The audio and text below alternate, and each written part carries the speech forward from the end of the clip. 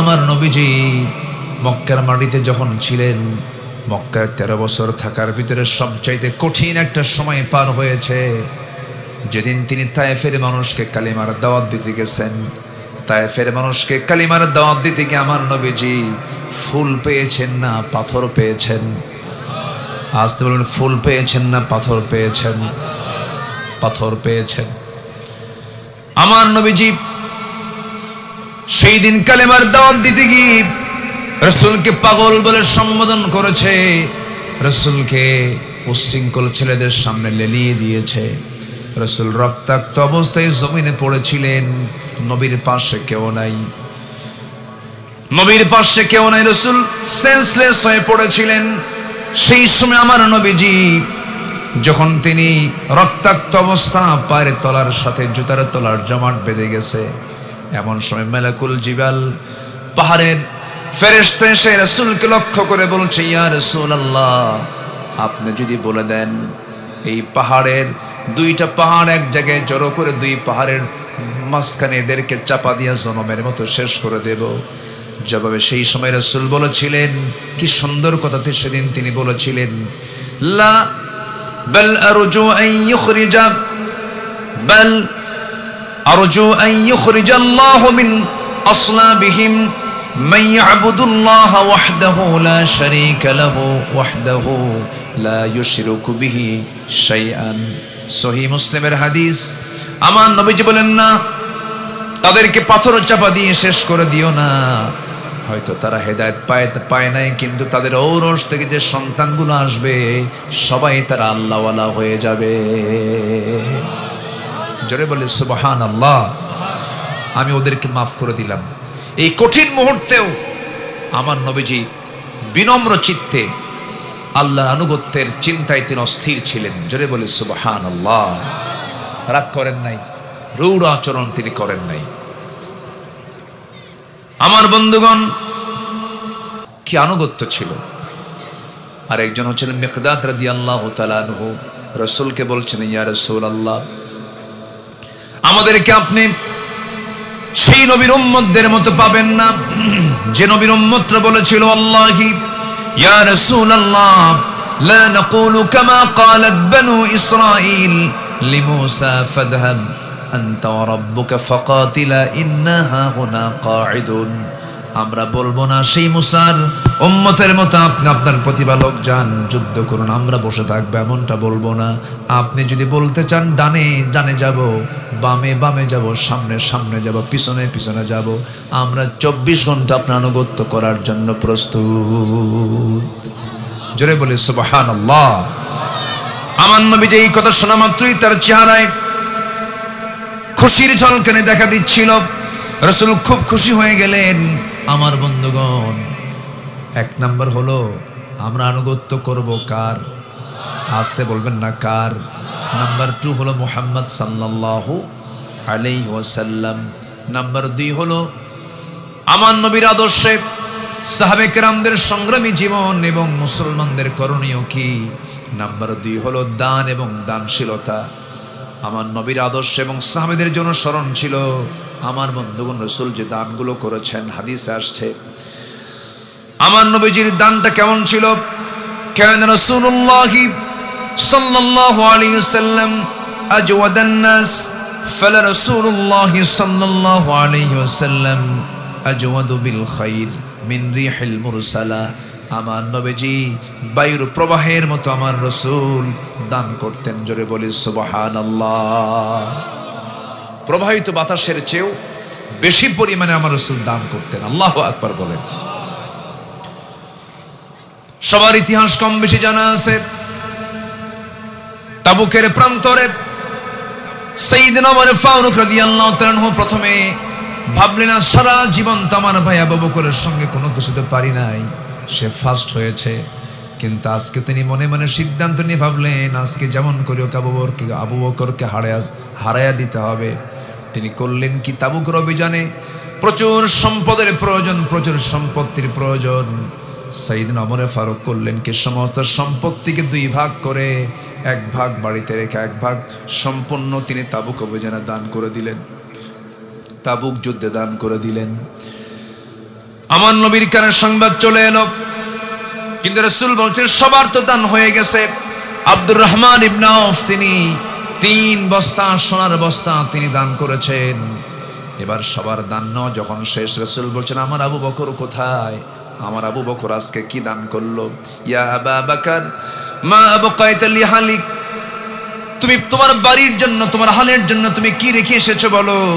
জবাবে তিনি বলছেন ক্বালা বাকাইতু লাহুমুল্লাহ ওয়া রাসূলুহু, আমি বাড়িতে রেখে এসেছি আল্লাহ এবং আল্লাহ রাসূলকে, আর কিচ্ছু রাখি নাই। জোরে বলি সুবহানাল্লাহ।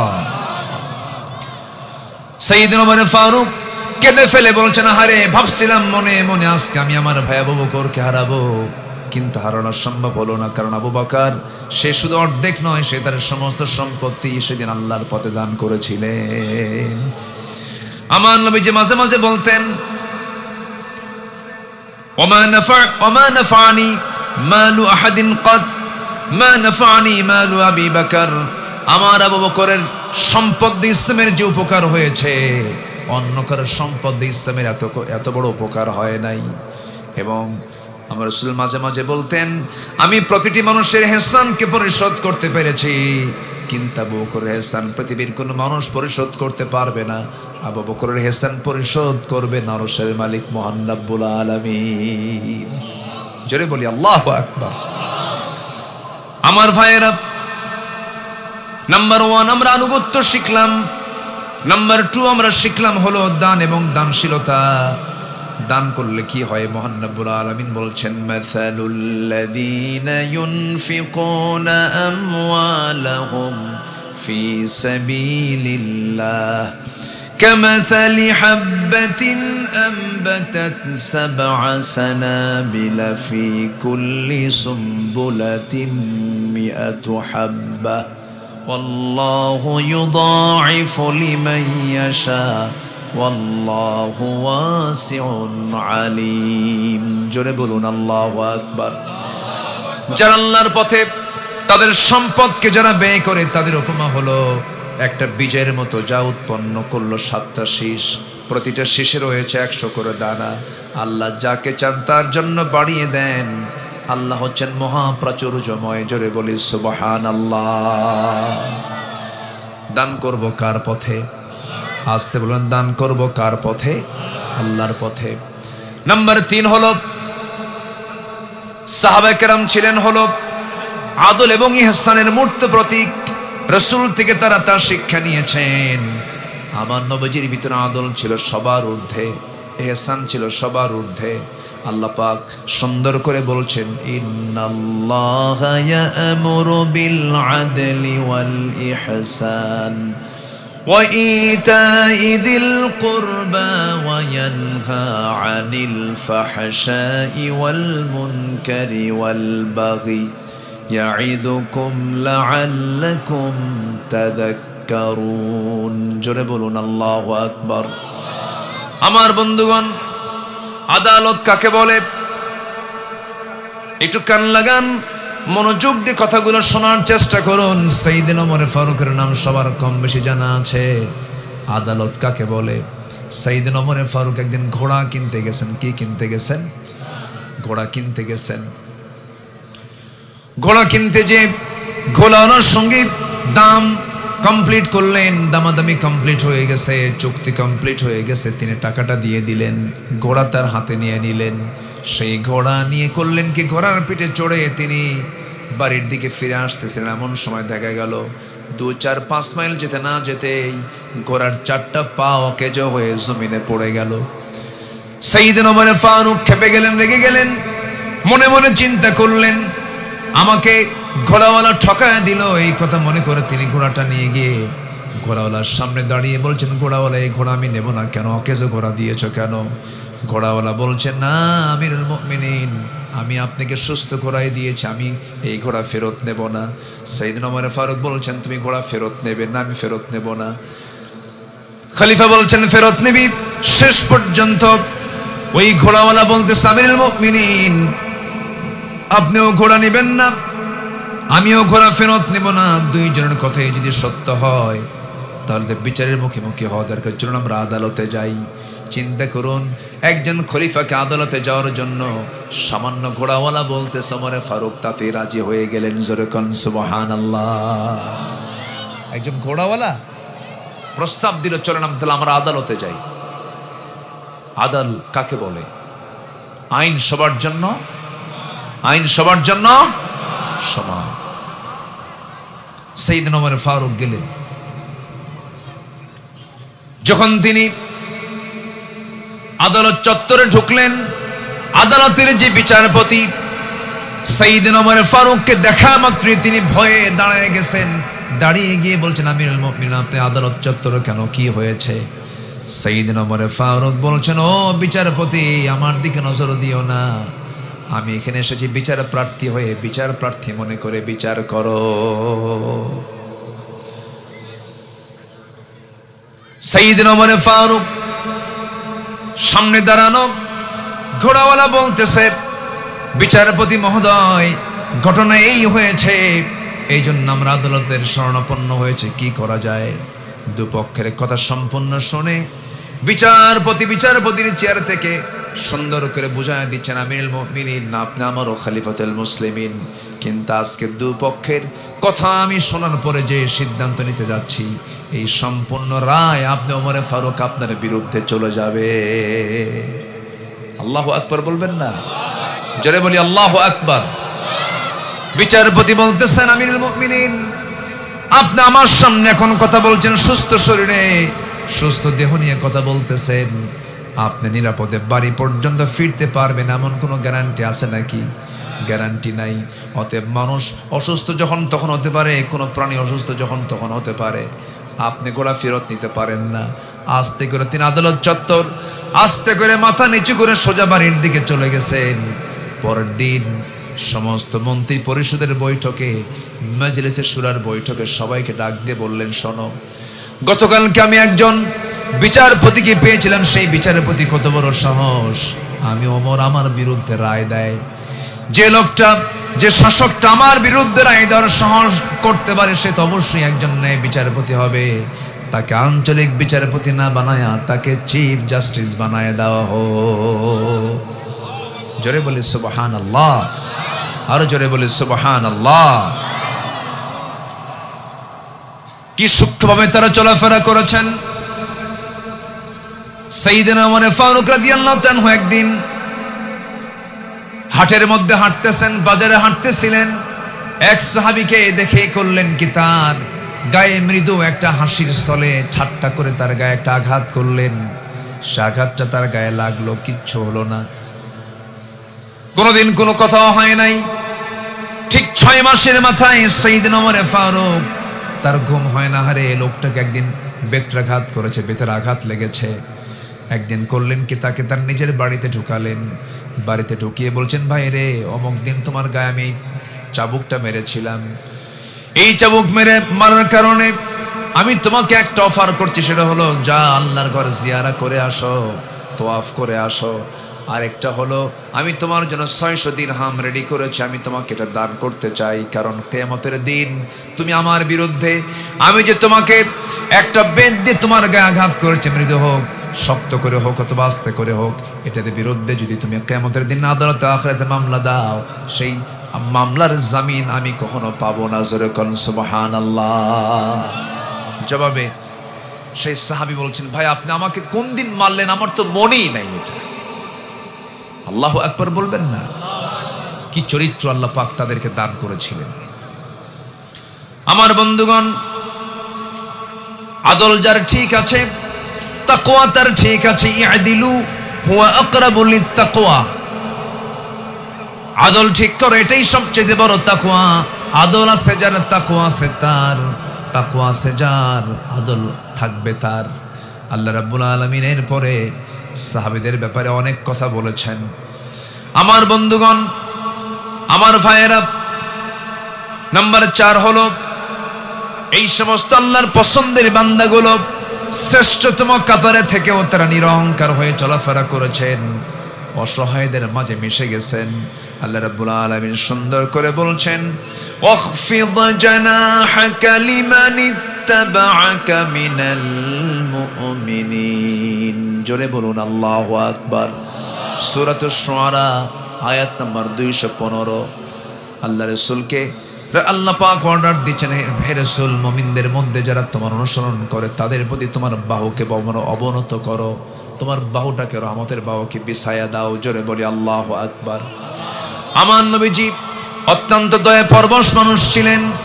ইতিমের পাশে দাঁড়াতেন, অসহায়দের পাশে দাঁড়াতেন। যারা সবচেয়ে দুর্বল ছিল সেই সমস্ত দুর্বল লোকদের পাশে রাসূল সবচেয়ে বেশি থাকতেন। ঈদের দিন রাসূল আসতেছেন বাড়ির দিকে, ছোট্ট একটা বাচ্চা ডুকরে ডুকরে কান্দে আর বলে, আমার বাবা নাই, মা নাই। কত লোকের বাপ মা তাদেরকে আদর করে, আমার তো কোনো বাপ মা নাই। আমার নবীজি এমন একটা শিশুকে, এতিমকে সামনে পেয়ে তাকে কোলের মধ্যে জড়িয়ে ধরলেন। গায়ে পায়ে কাপড় চোপড় নাই, তেমন ময়লা দেহ তার। কোলের মধ্যে তুলে নিয়ে তিনি সোজা বাড়ির দিকে চলে গেলেন। বাড়িতে গিয়ে বউকে বলছেন, আয়েশা রে, আজকে বড় একটা সম্পদ বাড়িতে এনেছে। কি? এই যে এতিম সম্পদ। এই এতিম সন্তানকে স্ত্রীর সামনে উঠায় দিয়ে বলছে, এই কলিজার টুকরা সন্তান, আজকের থেকে এই লোকটা তোমার মা, আয়েশা তোমার মা। আর বিশ্বনবী আজকের থেকে তোমার বাবার মর্যাদা দিয়ে দিল। জোরে কোন সুবহানাল্লাহ। আমার বন্ধুগণ, প্রথম খলিফা কে বলেন তো? প্রথম খলিফা কে? সাইয়েদনা আবু বকর সিদ্দিক রাদিয়াল্লাহু তাআলা আনহু। যেদিন তিনি প্রথম খেলাফতের দায়িত্ব পালন করেন, শুরু করলেন, খেলাফত তিনি পেয়েছেন, এই সংবাদ গোটা মদিনায় ছড়ে গেছে। একজন মহিলার কানে, একটা মেয়ের কানে সংবাদটা যখন গেছে, হাওমাও করে কান্দে। সবাই বলল, এটা তো আনন্দের বিষয়, আবু বকর খেলাফতের দায়িত্ব নিয়েছেন, তুমি কান্দো কেন? কান্নার কারণটা কি? তুমি মন খারাপ করছো কেন? সঙ্গে সঙ্গে মহিলা বলতেছে, আমার কান্নার কারণ হলো আমার ছাগলটার দুধ দহন করার লোক আর আমি আর খুঁজে পাবো না। মানে ওই মহিলা কাঁদতেছেন এই জন্য, এতদিন ধরে আমার ছাগলের দুধ দহন করতে আবু বকর আজকে খেলাফতের দায়িত্ব পেয়েছে, আজকে থেকে দুধ আর কে দহন করবে, টেনশনে পড়ে গেছে। বিকাল দিকে সাইয়েদনা আবু বকর সিদ্দিক রাদিয়াল্লাহু তাআলা তার সামনে দাঁড়িয়ে বলছে, মহিলা কান্দো কেন? কান্নার কোনো কারণ নেই। খেলাফতের দায়িত্ব পালন, খেলাফতের দায়িত্ব পেয়েছি বলে তোমার খেদমত বাদ থাকবে তা নয়, তোমার দুধ দহনের দায়িত্ব আমি আবু বকর পালন করব। ইবনে আসকার বলেন, সাইয়েদনা আবু বকর একটা মহল্লার ভিতরে যত ছাগল ছিল প্রত্যেক দিন সেই মহল্লায় ঢুকতেন, প্রত্যেক ঘরের ছাগলগুলোর দুধ দহন করে সবার বাড়িতে বাড়িতে পৌঁছায়া দিয়ে আসতেন। আমার বন্ধুগণ, কোন এক রাতের আধারে ওমরে ফারুক গেছেন এক মহিলার সেবা করতে, এক বৃদ্ধা নারীর সেবা করতে। মহিলা বুড়ি মানুষ, তার সেবা করার জন্য কেউ নাই, তার স্বামী নাই, তার ছেলে নাই, তার মেয়ে নাই, কেউ সব মারা গেছে। দরজায় কড়া নেড়ে বলছেন, বুড়িমা দরজা খুলুন, আপনার সেবার কোনো প্রয়োজন আছে নাকি? কেনা সেবার প্রয়োজন নাই, সেবা একজন করে দিয়ে চলে গেছে। সাইয়েদনা ওমর ফারুক মনে মনে চিন্তা করলেন, এই মদিনার ভিতরে কোন যুবকটা এই মহিলার খেদমত করতে আসে, আমি তাকে দেখতে চাই। প্রথম রাত দেখতে পারলেন না, দ্বিতীয় রাত দেখতে পারলেন না, তৃতীয় রাত্রিতে আড়ালে দাঁড়ায় আছেন, দেখতে পেলেন। ঘরের মধ্যে কেউ যায় না, যাচ্ছেন প্রথম খলিফা আবু বকর। খেদমত শেষ করে যখন ওই বুড়ি মহিলার ঘর থেকে বের হয়ে আসতেছেন, চট করে ওমর ফারুক তার হাতটা ধরে বলছে, আমিরুল মুমিনিন, সব কাজ আপনি একাই করবেন, আমাদের কিছু দায়িত্ব দেন না কেন? সাইয়েদনা আবু বকর বলেন, ওমর রে, আগামী হাসরের ময়দানে, কাল হাসরের দিনের ওই কঠিন চিত্র, ওই কঠিন সময়ে আমার আমলনামা তোমার কাছে যাবে না, তোমার আমলনামা আমার কাছে আসবে না। আমার আমলনামা মজবুত করার সুযোগ আমাকেই করতে দাও। জোরে বলেন সুবহানাল্লাহ।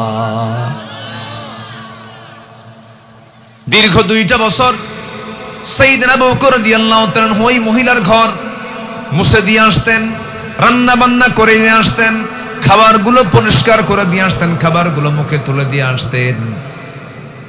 2 বছর পর তার ইন্তেকাল হয়ে গেল। প্রথম খলিফার যখন ইন্তেকাল হয়ে গেছে, বুড়ি মহিলার কানে সংবাদ যায় না, কারণ তিনি কানে কম শুনতেন, চোখে কম দেখতেন, বুড়া হয়ে গেছেন। সাইয়েদনা আবু বকর সিদ্দিক ইন্তেকাল করেছেন। সে ইন্তেকালের পরের দিনই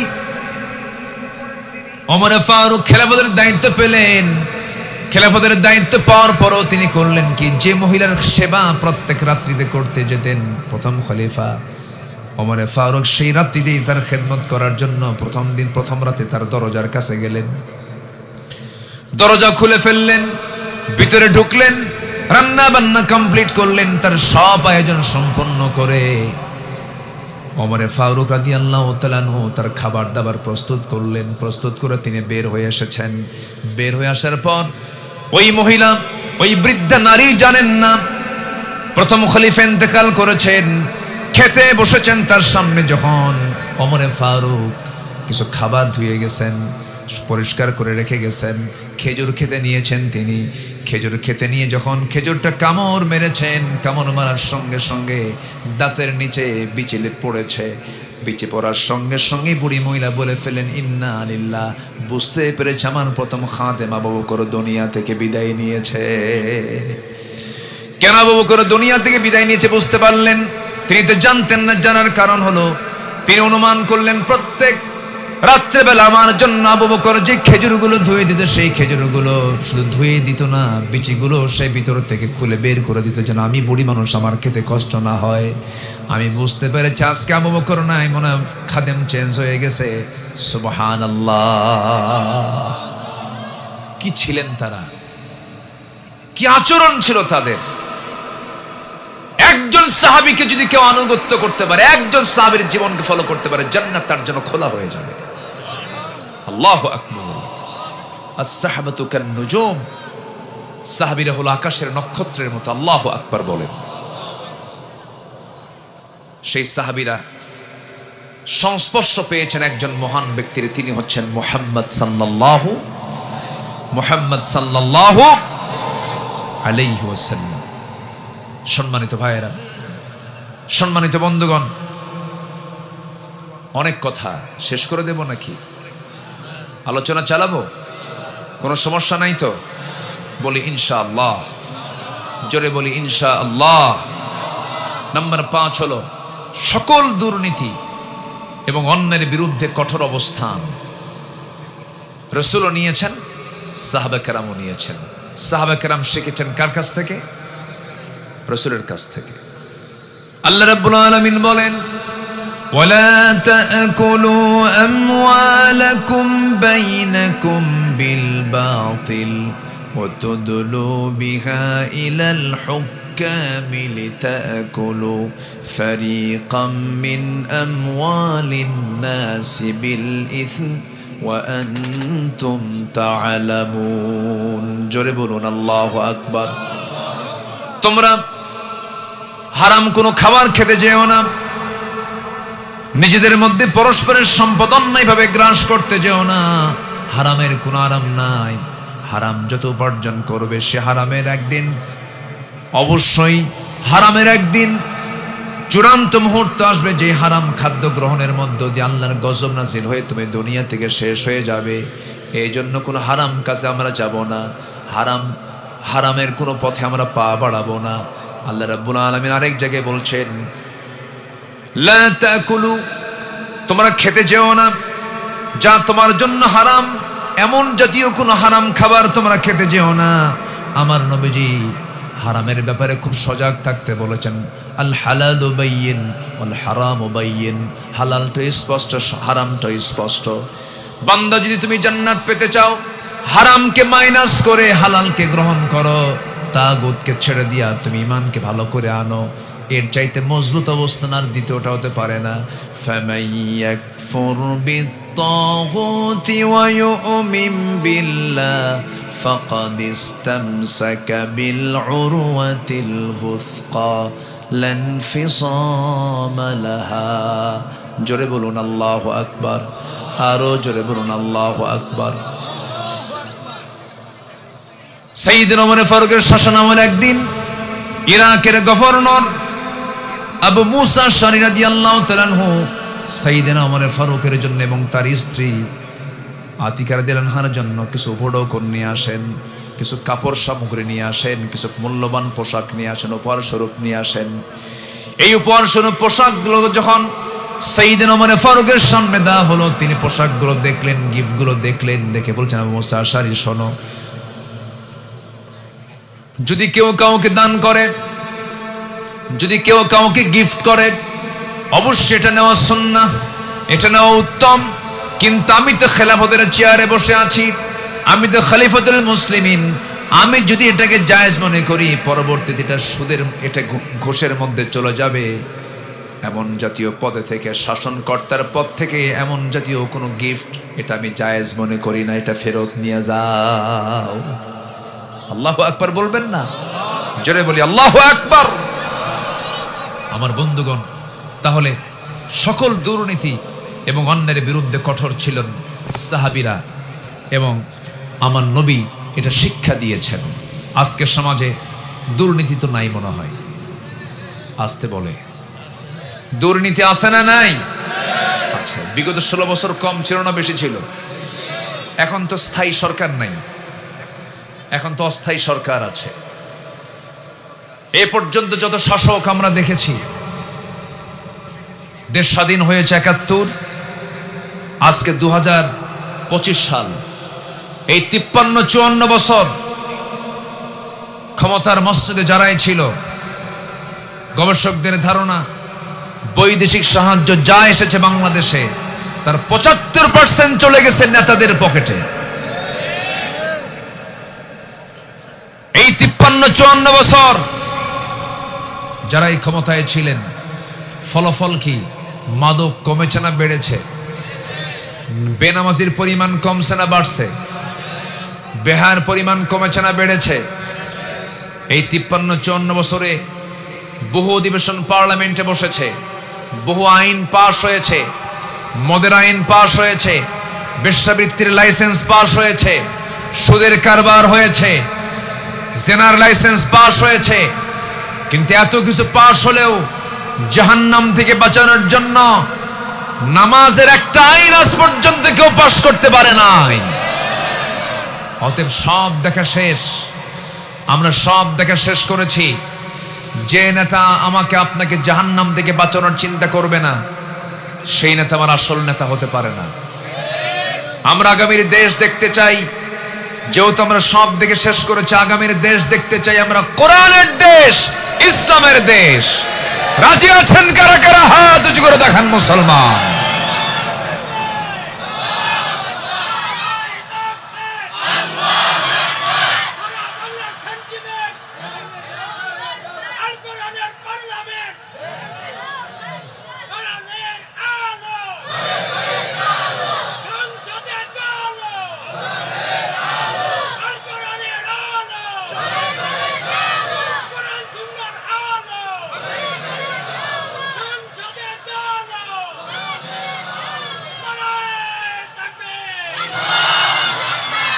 আল্লাহ কবুল করুন, জোরে বলি আমিন। ওরে বাবা,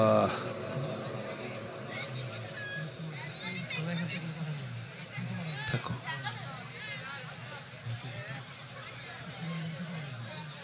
আজকে মাহফিলে শিশু বাচ্চাদের আনাগোনা খুব বেশি মনে হচ্ছে, তাই না? ভালো, এটি ইতিবাচক দিক। এরা মসজিদেও যাবে, কিন্তু এদেরকে মসজিদে যেতে কিন্তু বাধা দেওয়া যাবে না। কিছু চাচা আছে দেখবেন, বাচ্চা দেখলি চোখ গরুর মতো বানায়। এই আছে না বাবা? হ্যাঁ, মন খারাপ করা যাবে না। এই ছোট্ট ছোট্ট বাচ্চাগুলো মসজিদে যাবে, বাধা দেওয়া যাবে না, কখনো বাধা দেওয়া যাবে না। কিছু কিছু বুড়া চাচা আছে, বাচ্চাদের মহব্বতও করে না, এটা আদরও করে না। নাতি মানে এমন আচরণ করে, নাতি মনে মনে বদ্ধ করে, বুড়া মরবি কোন দিন, কুলখানি খাবো। ঠিক না? মসজিদে চলে যাবে এরা, আজান হবে, ছোট্ট ছোট্ট বাচ্চাগুলো মসজিদে যাবে, তাদের আওয়াজ মসজিদ থেকে পাওয়া যাবে। তারা হাসবে, কাঁদবে, খেলবে, ঘুরবে, নামাজের সামনে দিয়ে তারা ঘোরাফেরা করবে, পায়চারি করবে। আপনি একটা কথা বলতে পারবেন না। কি কথা ক্লিয়ার? এরাই তো ইসলাম শিখবে আগামীতে। মসজিদে যাবে, পদ্ধতি শিখবে, সিস্টেম জানবে। আর আপনি মসজিদে যেতে দিবেন না, ওরা বাড়িতে বসে গেমস খেলবে, নষ্ট হয়ে যাবে, মোটু পাটলু দেখবে। ঠিক আছে না? হ্যাঁ, আল্লাহ তুমি বাচ্চাদেরকে কবুল করো, জোরে বলি আমিন। আরো জোরে আল্লাহুম্মা আমিন। কুলু মিন তাইয়্যিবাত, আল্লাহ বলছেন তোমরা পবিত্র কিছু খাও, দুর্নীতি করতে যেও না। অন্যের বিরুদ্ধে আমার রাসূল সবসময় কঠোর ছিলেন, খুব কঠোর ছিলেন। সম্মানিত ভাইয়েরা, নাম্বার 6 হলো নির্ভীকতা এবং মহান আল্লাহর উপরে দৃঢ় তাওয়াক্কুল ছিল আমার নবী এবং সাহাবে কেরামের। জোরে কান সুবহানাল্লাহ। আল্লাহ রাব্বুল আলামিন বলেন, الذين قال لهم الناس إن الناس قد جمعوا لكم فاخشوهم فزادهم إيمانا وقالوا حسبنا الله نعم الوكيل نعم المولى ونعم النصير। জোরে বলুন আল্লাহু আকবার। আমার ভাইয়েরা, আমার নবীজি কোন এক সফরে যুদ্ধে অংশগ্রহণের সময় তিনি যুদ্ধে যাবেন, এমন সময় তার শরীরটা ক্লান্ত হয়ে গেল। তিনি করলেন কি, তরবারি একটা গাছের ডালে তিনি ঝুলায় রাখলেন, বাবলা গাছের ডালে তিনি ঝুলায় রাখলেন, ঝুলিয়ে তিনি ঘুমিয়ে পড়েছেন। এই সময় একজন বেদুইন এসে তার তলোয়ারটা তার হাতে তুলে নিয়ে বলছে, তুমি নাকি আল্লাহর পয়গম্বর, এখন তোমাকে বাঁচাবে কে? সঙ্গে সঙ্গে আমার নবীজি মুস্কি হাসি মেরে বললেন, আমাকে বাঁচাবেন আল্লাহ। ভালো করে বলো কে? আল্লাহ। ভালো করে বলো কে তোমাকে বাঁচাবে? আল্লাহ। 3টা বার আমার নবীজি জোরালো কণ্ঠে আল্লাহর নাম নিলেন। সঙ্গে সঙ্গে বেদিন লোকটার হাত কাঁপতে কাঁপতে তরবারি পড়ে গেছে। আমার নবীজি সঙ্গে সঙ্গে তরবারি হাতের মধ্যে তুলে নিলেন, তুলে নিয়ে বলছেন, ও আল্লাহর গোলাম, আল্লাহর বান্দা, এখন তোমাকে বাঁচাবে কে? সে আর কিচ্ছু বলতে পারে না। আমার নবীজির এমন আচরণ দেখি রাসূল বললেন, যাও আমি তোমাকে ছেড়ে দিলাম। সঙ্গে সঙ্গে তার চক্ষু বেয়ে টপ টপ করে পানি পড়ছে আর বলছে, আপনি সত্যি আল্লাহর নবী? কে আমার সামনে আসবে? তরবারি হাতে নিয়ে, তেজোদ্দীপ্ত হৃদয় নিয়ে সামনে দাঁড়িয়ে সাইয়েদনা ওমর ফারুক বলছেন, কে আছো? তার মার কোলকে খালি করবে, স্ত্রীকে বিধবা করবে, স্বামীকে কি বলে বাপকে সন্তান হারা বানাবে। আসো আমার সামনে আসো। একটা লোক আসার সামনে সাহস পায় নাই, সেই হচ্ছে ওমর। এই নির্ভীকতা শিখিয়েছেন মুহাম্মদ সাল্লাল্লাহু আলাইহি ওয়াসাল্লাম। তাহলে আমরা মোটামুটি ভাবে শিখে নিলাম বেশ কিছু গুণ সাহাবীদের জীবন থেকে। আমি খুব বেশি লম্বা সময় নেব না, অল্প সময়ের মধ্যে আমি শেষ করে দেব। এই নির্ভীকতা, এই সাহসিকতার দিকে লক্ষ্য করে আল্লামা ইকবাল এক জায়গায় বলছেন, সফহাওয়ার সে বাতিল কো মিটায়া কিসনে, নুয়ে ইনসা কো গুলামি সে ছড়াইয়া কিসনে, মেরে কাবে কো ज़मीनों से बचाया किसने, मेरे कुरान को सीनों से लगाया किसने। যারা সব অসার বাতিল দূর করেছে জগৎ হতে, ছাড়িয়েছে মানব কুলে দাস গোলামির কবল হতে, কাবা ঘরে সেজদা করার জাগলো প্রথা যাদের হাতে, বুকে কোরআন ধারণ করা শিখলো জগৎ যারা হতে। আল্লাহু আকবার বলেন। নাম্বার 7 হলো নিজ দায়িত্বের ভারে অস্থির চিত্ততা। নিজ দায়িত্বের ভারে অস্থির চিত্ততা নিয়ে রাসূল মাঝে মাঝে অস্থির হয়ে যেতেন, সাহাবায়ে কেরাম মাঝে মাঝে অস্থির হয়ে যেতেন। আমার নবীজি নিজে বলেন, কুল্লুকুম রাঈন ওয়া কুল্লুকুম মাসউলুন আন রাইয়াতিহি। প্রত্যেক ব্যক্তি দায়িত্বশীল, তার দায়িত্বের সম্পর্কে একদিন জিজ্ঞাসিত হতে হবে। আমার নবীজি বিদায় হজের ভাষণের দিন 100 লক্ষ সাহাবীর সামনে তিনি কিছু কথা বলেছিলেন। কথা বলেই এই কথা জানিয়ে দিন আবেগ জড়িত কণ্ঠে বললেন, ওয়া আনতুম তুসআলুনা আন্নী ফামা আনতুম কাইলুন। আমার ব্যাপারে প্রশ্ন করা হলে তোমরা কি বলবে বলো? তারা সবাই বললেন, নাশহাদু আন্নাকা কদ বাল্লাগতা ওয়া আদাইতা ওয়া নাসাহতা।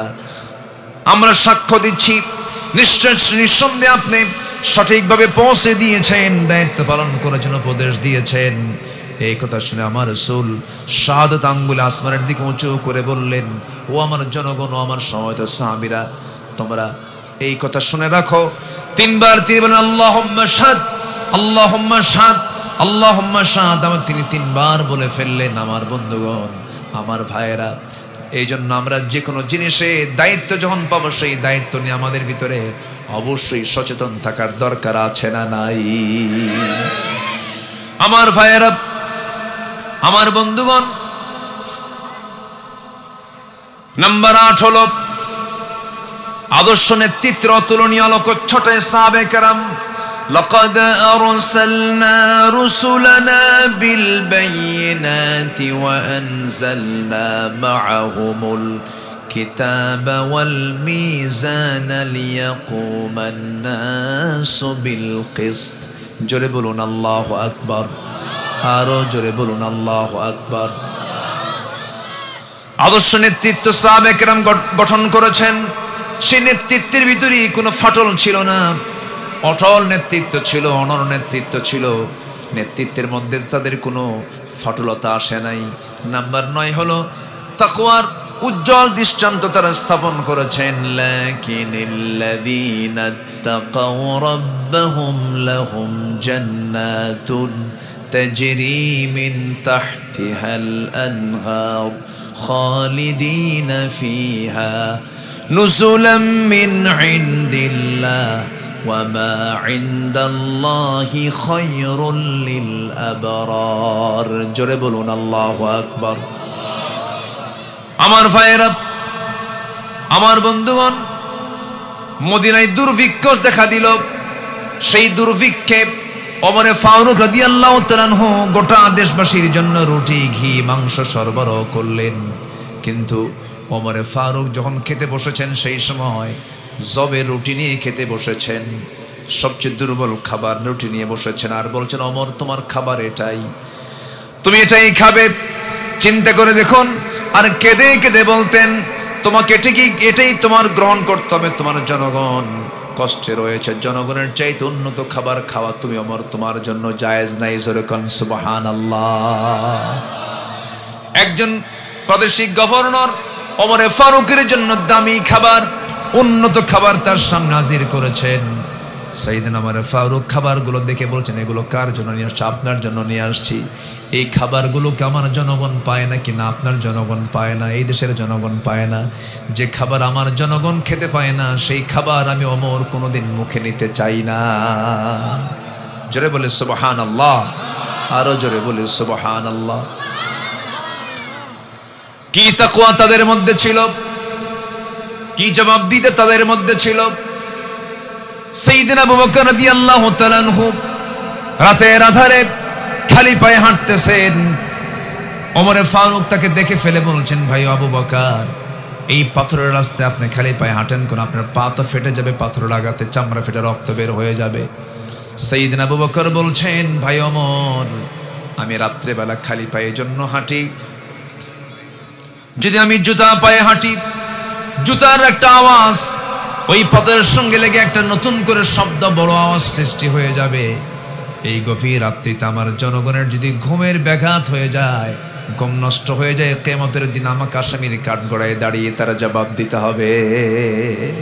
আল্লাহু আকবার বলেন। জনগণের ঘুম যেন ক্ষতি না হয়। একজন খলিফা তিনি খালি পায়ে হাঁটতেছেন রাস্তায়, আর নেতা আসবেন, রাস্তা 3 ঘন্টা বন্ধ। আছে কিনা? আছে কিনা? যে নেতৃত্বে নামাজ নাই, যে নেতৃত্বে তাকওয়া নাই, যে নেতৃত্বে আখিরাত নাই, যে নেতৃত্বের ভিতরে আদর্শ নাই, ওই সমস্ত নেতৃত্বের মুখে আমরা জুতা মারি, থুতু মারি। জনসভার ডাক দেওয়া হয়, সেই জনসভায় নেতারা বক্তব্য দেন, লক্ষ লক্ষ কর্মী সেখানে যান। জোহর যায়, আসর যায়, মাগরিব যায়। যে দলের দলীয় কর্মসূচিতে নামাজের মতো গুরুত্বপূর্ণ ইবাদত নাই, ওই দল করলে পরে আখিরাতে জাহান্নাম যেতে হবে। সব বাদ দিয়ে আমরা কার দল করব? আসতে বলবেন না, কার দল করব? নেতা মানব একজনকে, মুহাম্মদ সাল্লাল্লাহু আলাইহি ওয়াসাল্লাম। আমাদের বন্ধু হবে 3 জন। আল্লাহ রাব্বুল আলামিন বলেন, ইন্নামা ওয়ালিয়্যুকুমুল্লাহু ওয়া রাসূলুহু ওয়াল্লাযীনা আমানুল্লাযীনা ইউকিমুনাস সালাহ ওয়া ইউতুনাস যাকাতা ওয়া হুম রাকিউন ومن يتول الله ورسوله والذين آمنوا فإن حزب الله هم الغالبون জোরে বলুন আল্লাহু আকবার। তোমাদের বন্ধু হবে তিনজন। নাম্বার 1 হচ্ছেন আল্লাহ রাব্বুল আলামিন, নাম্বার 2 হতেছেন তোমাদের রাসূল। রাসূলকে প্রয়োজন আছে না নাই? এক জায়গায় না সব জায়গায়, এক জায়গায় না সব জায়গায়। আমার রাসূল বলেন, সাহাবীরা তোমরা যদি আমাকে হাসরের ময়দানে কোথাও না পাও, 3 জায়গার যে কোনো একটা জায়গায় পেয়ে যাবে। নাম্বার 1 তোমরা আমাকে খুঁজবে মিজানে, মিজানে যদি খুঁজে না পাও তোমরা আমাকে খুঁজবে পুলসিরাতে, পুলসিরাতেও যদি খুঁজে না পাও তোমরা আমাকে 3 নাম্বার খুঁজবে হাউজে কাউসারে। হাউজে কাউসার কাউকে দান করা হবে না, আল্লাহ পাক আমাকে দান করেছেন। ইন্না আ'তাইনাকাল কাউসার ফাসাল্লি লিরাব্বিকা ওয়ানহার ইন্না শানিআকা হুয়াল আবতার। হে রাসূল, আমি আপনাকে হাউজে কাউসার দান করেছি, অতএব আপনি কি করুন? আপনি নামাজ পড়ুন, আপনি কোরবানি করুন। যারা আপনাকে বলছে লেস কাটা, তারাই হলো প্রকৃত লেস কাটা। আমার বন্ধুগণ, রাসূল বলেন, ওই হাউজে কাউসারের পানি যদি তোমাকে জান্নাতের পেয়ালা দিয়ে পান করায় দেই, জন্মের তৃষ্ণা নিবারণ হয়ে যাবে। আমি তুমি একসঙ্গে আমরা জান্নাতে চলে যাব। জোরে বলি সুবহানাল্লাহ। তাহলে আমাদের 1 নম্বর বন্ধুকে নামাজ পড়ার দরকার নাই। বন্ধু কি বন্ধুর কথা শুনবে না? আমার আল্লাহ বলছেন নামাজ পড়ো কয় ওয়াক্ত। জাহান্নামে যাবার 1 নম্বর কারণ কি বলেন? বলেন বলেন। নামাজ না পড়া। কিয়ামতের দিন প্রথম প্রশ্ন হবে কি বলেন? নামাজ নিয়ে প্রশ্ন হবে। এত বড় একটা ইবাদত, এটা মাত্র 5% মুসলমান নামাজ পড়ে, এমনটাও তো না। যদি আমার দেশে যদি নামাজ ভিত্তিক সমাজ যদি গড়ে উঠতো, রাষ্ট্র যদি গড়ে উঠতো, রাষ্ট্র যদি নামাজটাকে পাশ করে ফেলা হতো, শুধু পার্সেন্ট উল্টে যেত, নামাজি হতো 95%, বেনামাজি হতো 5%। ঠিক কিনা? এমন পরিবেশ হোক সবাই কি চান? এমন পরিবেশ বাংলাদেশে আসুক সবাই কি চান? আল্লাহ কবুল করুন। জোরে বলি আমিন, আরো জোরে আমিন। একটু জিকির করি লা ইলাহা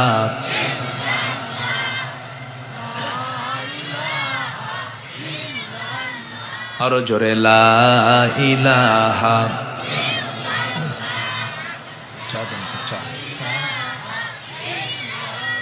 আরো জোরে লা ইলাহা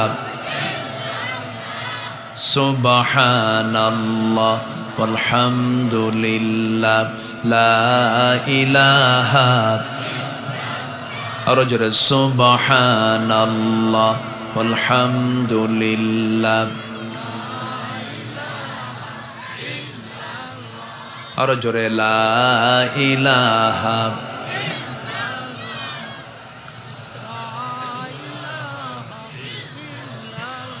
আরো জোরে লা ইলাহা। আরো জোরে লা ইলাহা। আরো জোরে লা ইলাহা। লা ইলাহা ইল্লাল্লাহু মুহাম্মাদুর রাসূলুল্লাহ সাল্লাল্লাহু আলাইহি ওয়াসাল্লাম। আমার বন্ধুগণ, নাম্বার 9 হলো তাকওয়ার উজ্জ্বল দৃষ্টান্ত রাসূল রেখেছেন। সাহাবায়ে কেরাম তাকওয়ার উজ্জ্বল দৃষ্টান্ত রেখেছেন।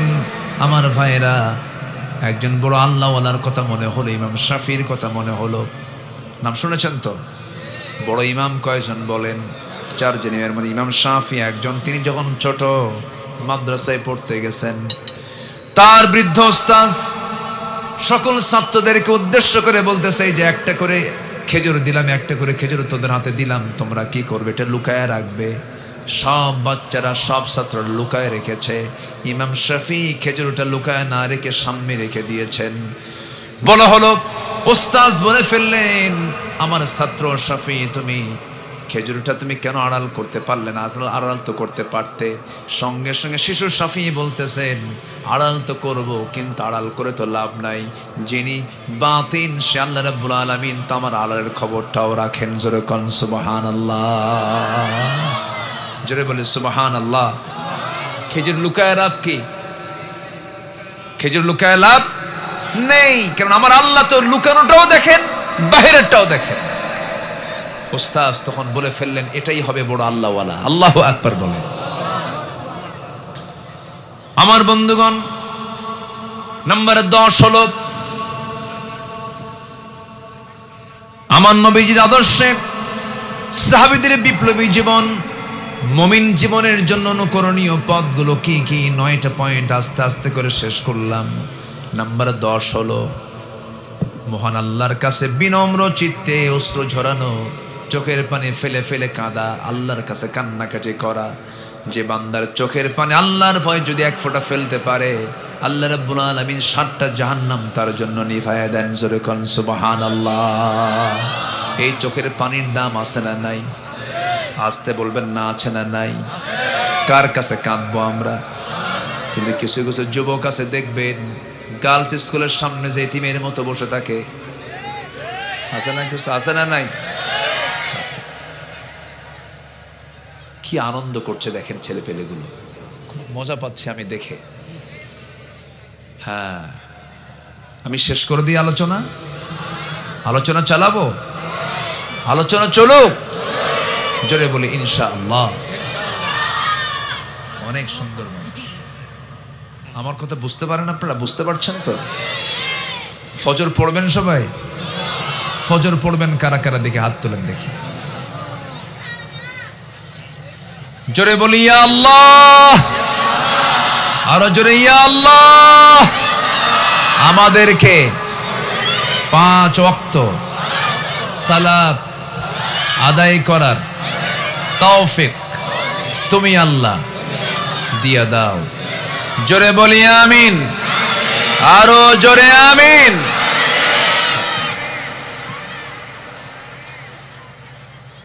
বউ যদি নামাজ না পড়ে কি করবেন? হ্যাঁ, কিছু কয় না। বউ যদি নামাজ না পড়ে কি করবেন? কি করবে?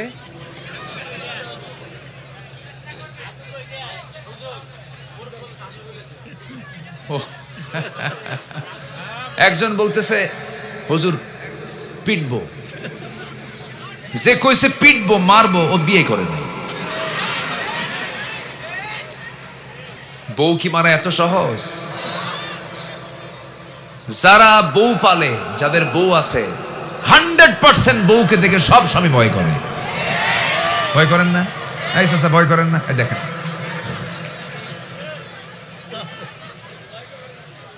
ভয় না করলে তো সংসার হবে না। ভয় না করলে কি সংসার হবে? আবার স্ত্রী হচ্ছে বিশাল বড় স্বামীর জন্য ঈমান রক্ষার একটা মাধ্যম।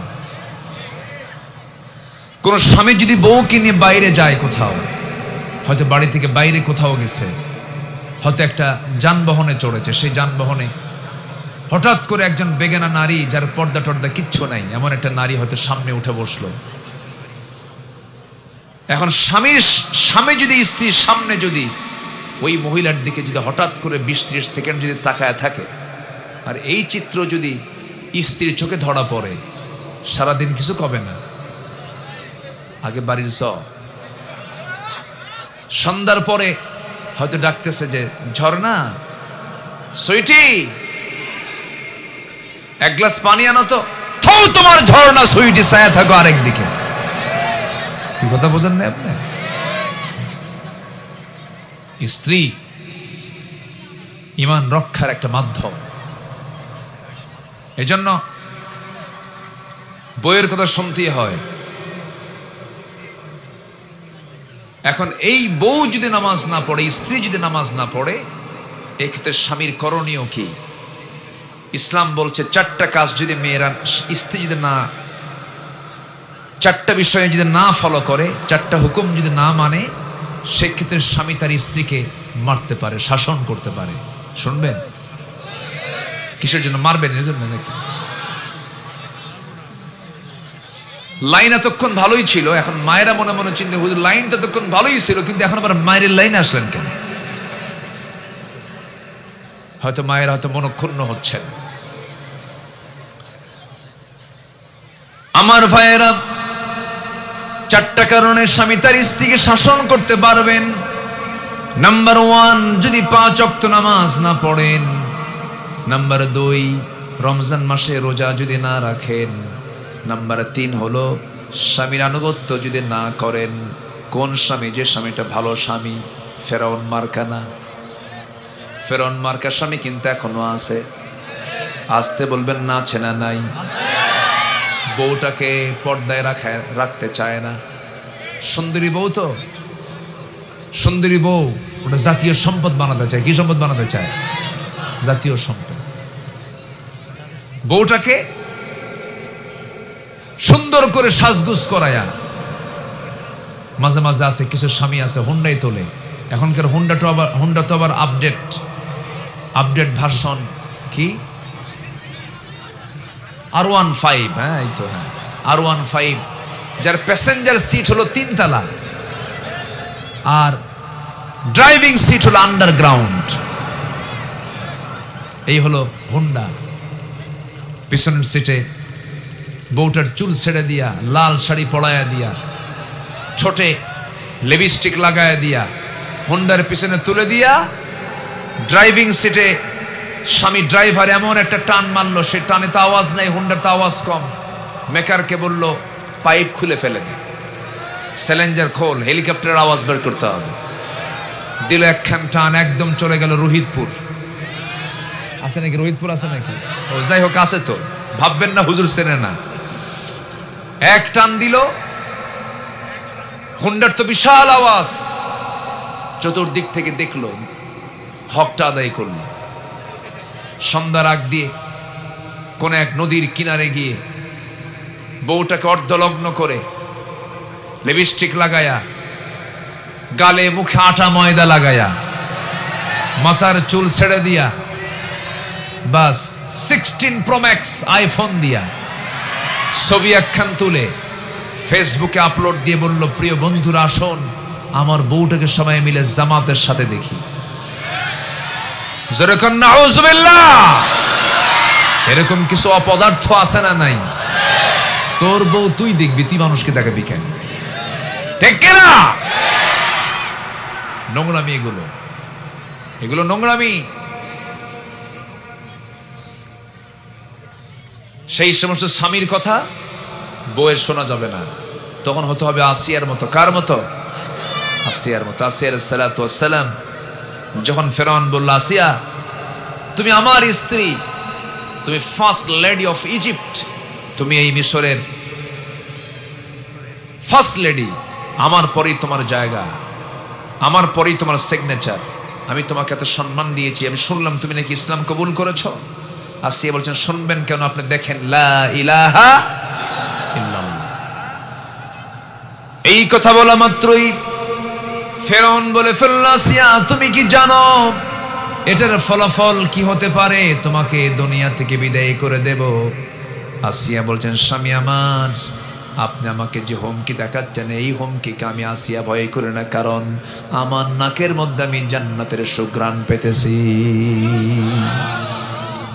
জল্লাদ রেডি করে আসিয়া সালাতু ওয়াস সালামকে শেষ পর্যন্ত জল্লাদ রেডি করে তাকে আলটিমেটাম দেওয়া হলো, আসিয়া এখনো সময় আছে, তুমি কি করবে বলো? সংসার শেষ হয়ে যাচ্ছে, সব ধ্বংস হয়ে যাচ্ছে।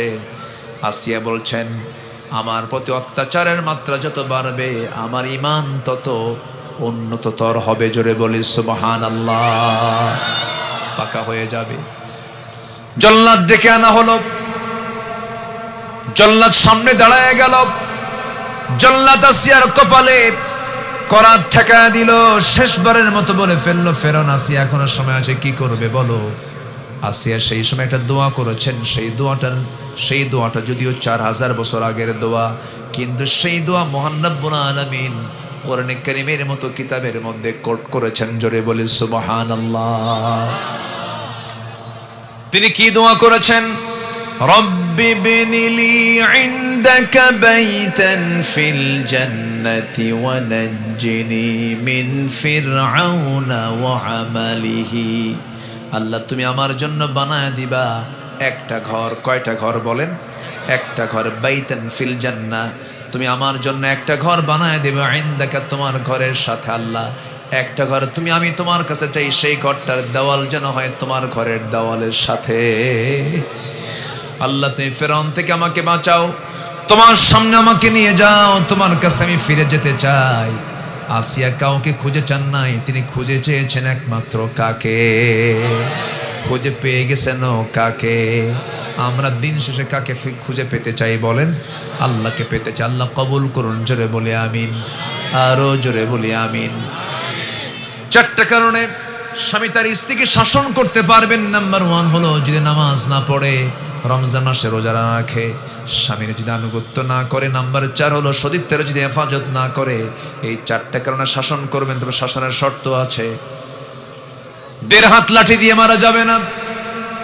পকেটে রাখা 9 ইঞ্চি মেসোয়াকটা সে বের করতে পারে। স্ত্রীকে শাসন করার জন্য সেই মেসোয়াকটা বের করে মাথায় মারা যাবে না, চুল টানা যাবে না, কপালে মারা যাবে না, চোখে মারা যাবে না, নাকে মারা যাবে না, মুখে মারা যাবে না, বুকে মারা যাবে না। মারবেন কই?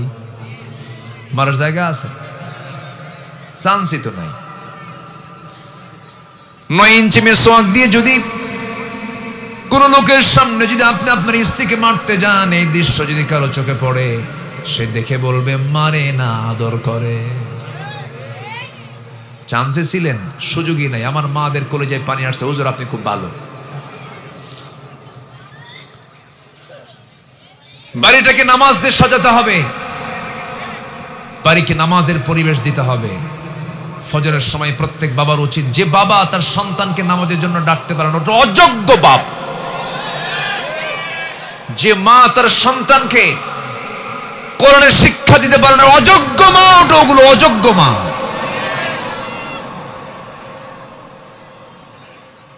আপনার সন্তান কেন আল্লাহওয়ালা হবে না? আপনি শেষ রাত্রে উঠেন, আপনার সন্তান আল্লাহওয়ালা হবে। আপনার বউ কিনে নামাজ পড়েন, তাহাজ্জুদ পড়েন, আল্লাহর কাছে কাঁদেন, অবশ্যই পরিবারটা জান্নাতের টুকরা হয়ে যাবে। কষ্ট পাচ্ছেন নাকি আপনারা? কষ্ট পাচ্ছেন? বাড়িতে নামাজ নাই, কিন্তু ইন্ডিয়ান সিরিয়াল আছে। বাড়িতে নামাজ নাই, বেহায়াপনা আছে। বাড়িতে নামাজ নাই, বিভিন্ন গেমস দিয়ে বাচ্চাদের জীবন, চোখ, মেমোরি সব নষ্ট করে দেওয়া হচ্ছে। খুব সাবধান থাকতে হবে। আল্লাহ তাআলা আমাদের সবাইকে কবুল করুন। জোরে বলি আল্লাহুম্মা আমিন, আরো জোরে আল্লাহুম্মা আমিন। একটু জিকির করি লা ইলাহা আছে, আর জোরে লা ইলাহা ইল্লাল্লাহ, লা ইলাহা সুবহানাল্লাহ আলহামদুলিল্লাহ,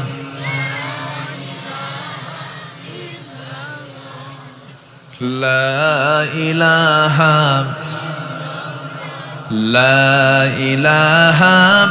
ইল্লাল্লাহু মুহাম্মাদুর রাসূলুল্লাহ সাল্লাল্লাহু আলাইহি ওয়াসাল্লাম। আমার নবীর আদর্শে সাহাবীদের বিপ্লবী জীবন এবং মুসলমানদের জীবনে তার অনুসরণীয় দিকগুলো কি কি, এইটা নিয়ে 10টা পয়েন্ট আমি কথা বলেছি। নাম্বার 1, আল্লাহ এবং রাসূলের প্রতি অটুট আনুগত্য। নাম্বার 2 হলো দান এবং দানশীলতা। নাম্বার 3 হচ্ছে আদল এবং ইহসানের মূর্ত প্রতীক রাসূল সাল্লাল্লাহু আলাইহি ওয়াসাল্লাম। নাম্বার 4 হলো শ্রেষ্ঠত্বের কাতারে থেকেও নিরহংকারী জীবন। আল্লাহু আকবার বলেন। নাম্বার 5 হলো সকল দুর্নীতি এবং অন্যায়ের বিরুদ্ধে কঠোর অবস্থান। নাম্বার 6 হলো নির্ভীকতা ও মহান আল্লাহর উপর দৃঢ় তাওয়াক্কুল। নাম্বার 7 হচ্ছে নিজ দায়িত্বের ভারে অস্থির চিত্ততা, দায়িত্ব নিয়ে তার বিশাল পেরেশানি। সাহাবে কেরামের মধ্যেও ছিল, আমার নবীর মধ্যেও ছিল, এখান থেকে আমরা শিক্ষা নেব। নাম্বার 8 হলো আদর্শ নেতৃত্বের অতুলনীয় আলোকচ্ছটায় সাহাবে কেরাম। নাম্বার 9 হলো তাকওয়ার উজ্জ্বল দৃষ্টান্ত। নাম্বার 10 জীবনের সকল জায়গায় চোখের পানি ফেলে কাঁদবো আমরা কার কাছে? আসতে বলবেন না, কার কাছে? যার চোখে পানি আছে আল্লাহর ভয়ে, সেই চোখ জাহান্নামে যাবে না। যে চোখ শেষ রাত্রে সেজদায় কাঁদে, সেই চোখ জাহান্নামে যাবে না। আল্লাহ আমাদের কেমন গুণ অর্জন করার তৌফিক দান করুন। নবীজি কত কাঁদতেন। নাসাই শরীফের হাদিস এসেছে, আমার নবীজি যখন সেজদায় যেতেন, আমার নবীজির সেজদায় যাওয়ার সঙ্গে সঙ্গে আমার নবীর কান্নার আওয়াজ বের হয়ে যেত। সেই কান্নার আওয়াজটা হতো টকবকে পানির মতো। সিদ্ধ করলে পরে পানি যেমন টকবক টকবক আওয়াজ করে, আমার নবীজির সেজদার মধ্যে গেলেই তার মুখ থেকে আমার আওয়াজ বের হতো। সাইয়েদনা ওমর ফারুক একদিন বসে আছেন, তার পাশে একজন অহংকার বিষয়ক একটা হাদিস যখন বলে ফেললেন, যার মধ্যে অহংকার থাকবে সে জান্নাত পাবে না। পাগলের মতো হয়ে গেলেন ওমর ফারুক রাদিয়াল্লাহু তাআলা আনহু। জমিনে পড়ে গেলেন, লুটিয়ে পড়লেন, গোটা গা ধুলায় মলিন করে ফেললেন আর বললেন, ওমর তোকে মানুষ খলিফা বলে, তোর মধ্যে অহংকার ঢুকেছে। এবং আল্লাহর কাছে রোনাজারি করতে করতে এক পর্যায়ে বলে ফেলেন, আল্লাহ এই দুনিয়াতে তুমি যত মানুষ পাঠাইছো এবং সামনে যত মানুষ আসবে, সব মানুষকে তুমি যদি জান্নাত দিয়া যদি একজনকে জাহান্নাম দিয়ে দাও, আমার মনে হয় সে একজন ব্যক্তি জাহান্নামী, অন্য কেউ হবে না, আমি ওমর ছাড়া। আল্লাহর কাছে এত চোখের পানি ফেলে ফেলে কেঁদেছেন আমার ভাইয়েরা। সেই জন্য আমরা কাঁদবো কার কাছে? আসতে বলবেন না, কাঁদবো কার কাছে? আমরা সম্পর্ক গড়ব কার সাথে? দুনিয়ার সব সম্পর্ক নকল, আসল সম্পর্ক হচ্ছে কার সাথে? নামাজ পড়বো কয় ওয়াক্ত? মনে থাকবে তো সবার? এই আশাবাদ কামনা করছি।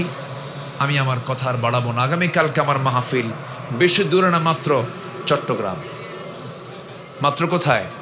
এবং বাংলাদেশের ইতিহাসে এই পর্যন্ত যত বড় তাফসীর মাহফিল হয়েছে, সবচেয়ে বড় তাফসীর মাহফিলের ময়দান হচ্ছে প্যারেড ময়দান। যা 18 বছর, বিগত 16 বছরের ফেরেশতা সরকার, ফেরেশতা সরকার না, এই 16 বছর ফ্যাসিস্ট সরকার, ফ্যাসিবাদী আচরণের মধ্য দিয়ে 18 বছর প্যারেড ময়দান, আঞ্জুমানে খেদমতে কোরআন সিলেট, পাবনার দারুল আমান ট্রাস্ট, পল্টন ময়দানের মাহফিল, এরকম ঐতিহাসিক মাহফিলগুলোকে তারা তালা মেরে রেখেছিল। কিন্তু কোরআনকে অচল করতে গিয়ে তারাও অচল হয়ে গেছে। নাই তারা এখন ফেরেশতা। ফেরেশতাও দেখা যায় না, এদেরকেও দেখা যায় না। দেখা যায়? সব চলে গেছে। কি দাপট দেখালো! কিন্তু কোরআন, ইসলাম, দিন, আলেম ওলামার সঙ্গে শত্রুতা করতে গিয়ে এমন পালালো, পালানোর সময় ভালো একটা বিমানও পাইল না, ভাঙ্গা হেলিকপ্টারে করে চলে গেছে দিল্লি। ইতিহাস থেকে শিক্ষা নেওয়ার দরকার আছে না নাই? যুগে যুগে যারাই ইসলাম নিয়ে, কোরআন নিয়ে, দিন নিয়ে, শরিয়ত নিয়ে কথা বলেছে, ইতিহাসের আস্থা করে তারা নিক্ষিপ্ত হয়েছে। নমরুদ তার প্রমাণ। নমরুদকে শেষ করেছেন কে? আসতে বলবেন না, কে? কিসের কামড় দিয়া? মশা কি দুর্বল মনে করেন? মশা কিন্তু দুর্বল না। আচ্ছা বলেন তো, মশারি টাঙ্গায় কে?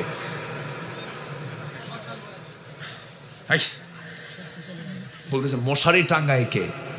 মশা না মানুষ? হ্যাঁ, মানুষ। কেন? শক্তিশালী কে?